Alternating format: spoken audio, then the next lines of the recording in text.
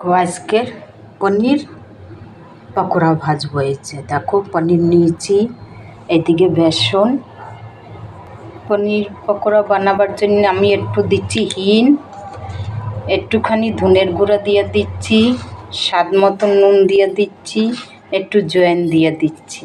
ব্যাস, এটাকে আমি মিলাই। তারপরে দেখো, চাটনি পেশার জন্য একটু আম কেটে নিয়েছি, একটু ধনে পাতা, একটা কাঁচা লঙ্কা, একটু রসুন, এইসব নিয়েছি। এই দিয়ে একটা চাটনি পিসবো। দেখো, একটুখানি খাবার সোডা দিয়ে নিয়েছি, ভালো করে ফিটিয়ে নেবো। এবারে দেখো, এই যে একটু নুন দিয়ে দিচ্ছি, এবার চাটনি পিষে নেব। দেখো, আমার তেল গরম হয়েছে, এবারে আমি ভাজবো পনির পকোড়া। এই দেখো, দেখো কি সুন্দর ফুলেছে আর কি সুন্দর কালার হয়েছে। দেখো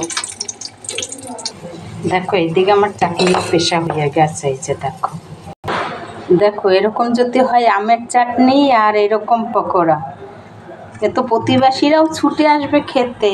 দেখো, এরকম যদি বিকালবেলা চায়ের সঙ্গে হয়, কি দারুণটা না হবে। তোমরা একবার বানাই খেয়ে দেখবে, এটা আশা করি ভালো লাগবে রেসিপিটা তোমাদের। এই দেখো, খেতে খেতে আমার একটা লাইক দিও, ভিডিওটা সাবস্ক্রাইব করে দিও, আর কিছু না।